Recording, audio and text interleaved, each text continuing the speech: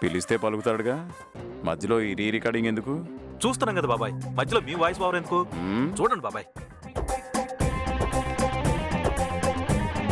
నాన్నని పలకరించడానికి టెన్షన్ పడుతుంటే మాట చెప్పలేదేమోనని డౌట్గా ఉందన్నయ్య. చెప్పకపోవడానికి అమ్మ మనలా చిన్నపిల్లేం కాదుగా.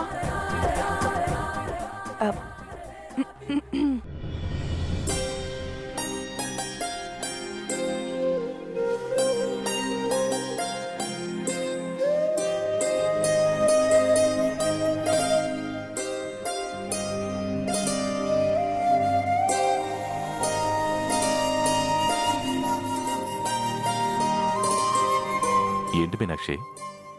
అది చెప్పదేంటి? కారు స్టార్ట్ చేయగానే ఎవరు టాప్ గేర్ ఎయిర్ బాబాయ్.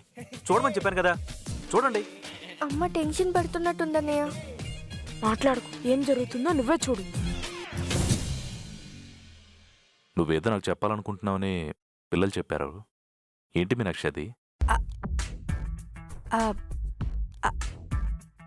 అది అది ఏంటంటే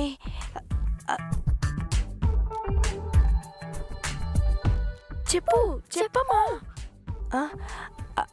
అదేంటంటే నాతో చెప్పడానికి భయం ఎందుకు మీనాక్షి? పర్వాలేదు, చెప్పు. చెప్తాను.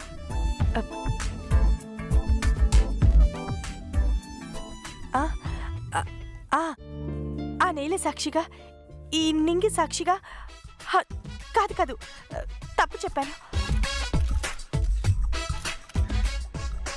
ఈ నేల సాక్షిగా, ఆ నింగి సాక్షిగా. అయ్యో, ఇప్పుడు చెప్తాను. ఆ నేల సాక్షిగా, ఈ నింగి సాక్షిగా, ఈ పంచభూతాల్లో ఉన్న మనసు సాక్షిగా, ఈ నింగి, ఆ నేల. కాదు కాదు, తప్పు చెప్పానే.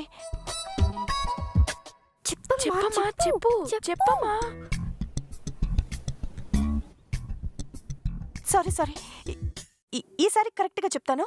ఒక నిమిషం. పంచభూతాలైన నింగి, నేల, నీరు, నిప్పు, ఈ గాలి సాక్షిగా నా మనసులో ఉన్న నిజాన్ని చెప్తాను. నువ్వు ఇంకేమన్నా చెప్పాలా? ఇంకేమన్నా అబద్ధం చెప్పాలనుకుంటే చెప్పేయి.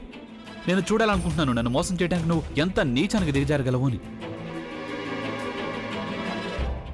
ఎందుకు ఆలియా, ఎందుకు నువ్వు ఇలా చేసావు? నీకు తెలుసు కదా, నానమ్మ తర్వాత నీ ఒక్కదానిని కదా నేను పూర్తిగా నమ్మేది. ఏమన్నావు నువ్వు? ఈ మధ్య అన్నిటినీ మర్చిపోతున్నావా? అది చాలు.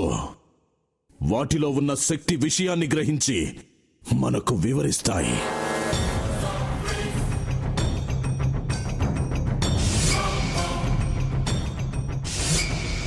ఎవరు ఆ దండ విప్పొద్దు, గది తలుపులు తెరవద్దు.